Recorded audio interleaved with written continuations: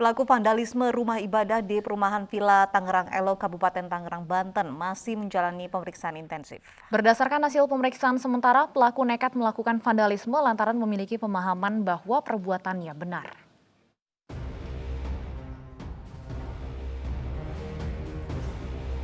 Polisi terus mendalami kasus vandalisme di rumah ibadah di perumahan Villa Tangerang Elok, Kabupaten Tangerang, Banten. Pelaku vandalisme telah ditangkap tanpa perlawanan di rumahnya yang ternyata hanya berjarak 50 meter dari tempat kejadian perkara. Dari hasil pemeriksaan sementara diketahui pelaku berinisial S yang masih berusia 18 tahun merupakan mahasiswa di salah satu perguruan tinggi di Jakarta. Motif sementara pelaku nekat melakukan vandalisme lantaran memiliki pemahaman bahwa perbuatannya benar. Sementara itu, Wakil Ketua DPR RI Sufmi Dasko Ahmad meminta aparat penegak hukum segera mengusut tuntas vandalisme di dalam tempat ibadah tersebut. Kami minta kepada aparat penegak hukum untuk mengusut tuntas motif pelaku dan kemudian jikalau ada hal-hal lain yang perlu didalami lebih dalam lagi, tidak hanya cukup kemudian menangkap pelaku tapi kemudian didalami. Mungkin ada hal-hal yang lebih daripada cuma coret-coret, demikian. Pasca peristiwa vandalisme bernada kebencian, Musola Darussalam di perumahan Villa Tangerang Elok Pasar Kemis dijaga ketat warga dan petugas. Beberapa warga dengan dibantu aparat bergotong royong membersihkan dan mengecat ulang seluruh bagian tembok musola yang menjadi sasaran vandalisme. Tim Liputan iNews melaporkan.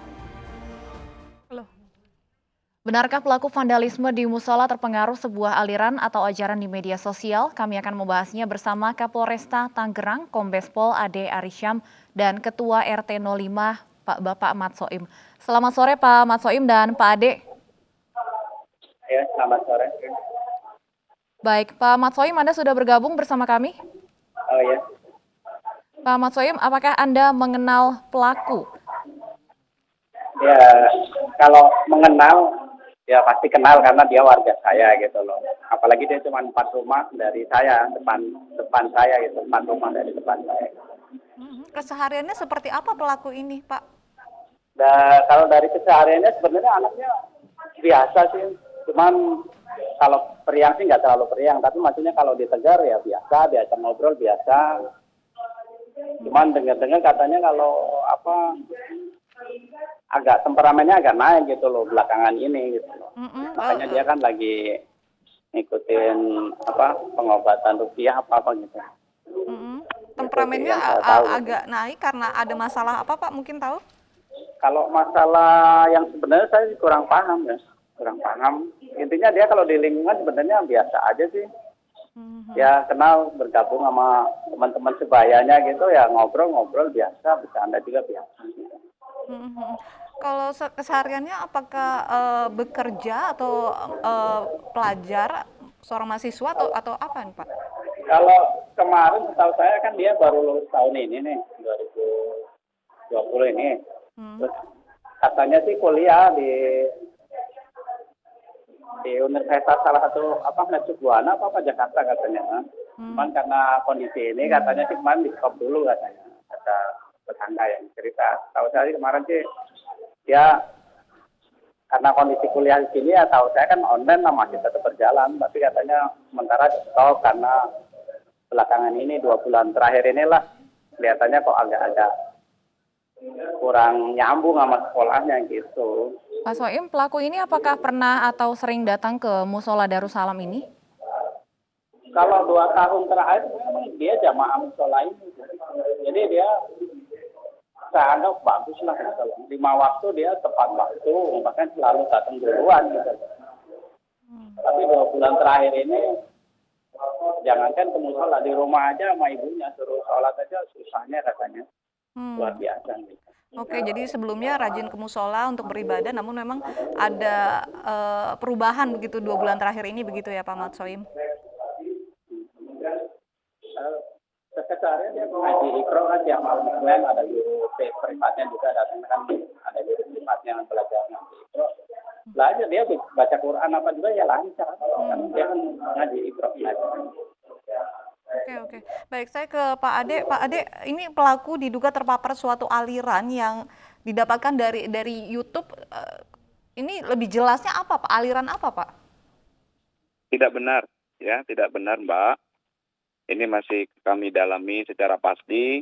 Yang jelas alasan pelaku melakukan tindakan kemarin itu adalah karena dia meyakini bahwa tindakan yang dia lakukan itu sesuai dengan pemahamannya.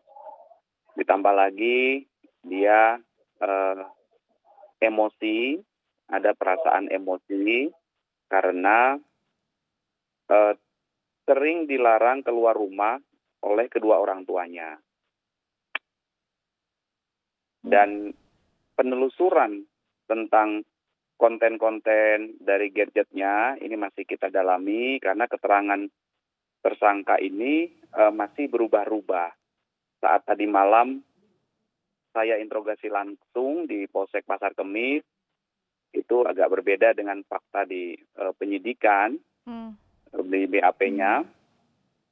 Yang jelas pelaku sehat dan proses pemeriksaan masih berlangsung sampai dengan saat ini, Mbak. Statusnya masih saksi atau sudah tersangka, Pak? Sudah tersangka. Sudah tersangka, baik. Ya, ini tersangka merasa apa yang dilakukannya itu benar. Ini artinya tidak ada penyesalan begitu? Ada, penyesalan ada, Mbak. Ada dalam proses pemeriksaan, informasi dari penyidik itu kadang diam, kadang menangis. Tadi juga saat kita lakukan press release dengan Bapak Bupati Tangerang, itu tersangka posisinya ada di belakang saya, itu menangis, ya. Okay. Dia sudah sadar bahwa perbuatannya itu tidak baik. Tadi malam juga sudah saya interogasi langsung. Baik Pak Ade, boleh ditahan dulu sebentar, kami akan lanjutkan dialog ini usai jeda berikut. Pemirsa, tetaplah bersama kami di iNews Sore.